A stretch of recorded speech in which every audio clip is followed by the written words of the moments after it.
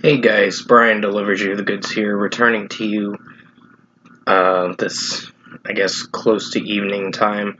It's getting close to being dark pretty soon, so it's like almost 8 p.m. doing this review, like 7:41. So pretty much, I'm returning to you for episode 2 review of Andor season 2 that I got a chance to watch. Sagrona Tima is what I just finished watching. One of the new episodes. So I'm going to discuss what I watched for season 2, episode 2 of Andor, and let you know my thoughts on this episode overall. So let's dive into episode 2 review. Now, pretty much from what I've seen, most of it was pretty good. There were a few moments in this episode that were kind of just but most likely, I did enjoy the intensity and the uh, thrillfulness when Cassian's trying to escape from those 15 people that are basically capturing him just to try to take the Imperial starfighter ship. So they're trying to take an Imperial ship and trying to escape while leaving Cassian on that planet to rot. So other than that, from what I've seen with what the other characters were doing, like Biggs was, they ran into Imperials that came to where Biggs and them were, and Biggs was kind of freaking out because she thought they were going to know, and they kind of did, in a sense.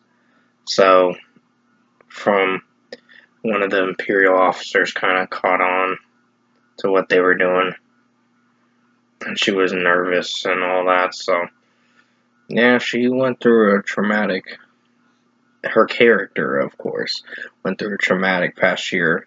Arja Jorna's character, Biggs, in this episode, which she's a good actress, by the way. Um, Overall, Diego Luna's performance in this was great. Stellan Skarsgård, you don't know what side he's on, and he's just being wishy-washy with which side he's on, but I think the truth will get revealed at the end of the season on who he's most loyal to. Like, it might be himself, basically, but who knows? From what I've seen with the other characters in the episode, yeah, I think they show, the colonel or whatever, the original Imperial guy that was helping Supervisor Mira, capture Cassian Andor, and then eventually that didn't go well to their plan, and then Kedrick, Director Kedrick, or Supervisor Kedrick, or whatever his name is, so that is the guy that's in Rogue One that apparently does die in it, but there's a lot of stuff that goes on before you get to the Rogue One movie. So this is the final season before getting introduced to Rogue One. So you gotta watch this show all the way until May 13th just to find out what's going on. I know 3 more episodes are coming out tonight, but for the new ones, 7 through 9, but I'm still trying to playing catch up on Andor. So, from what I've watched with episode 2, I think it's alright.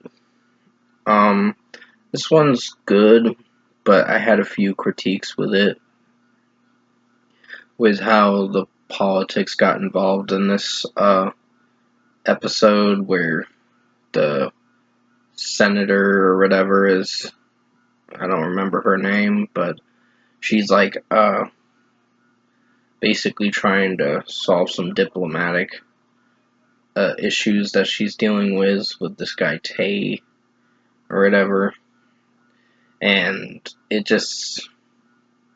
and then her daughter's getting married to this kid or whatever that's 14, and she's the same age, and in the show, of course.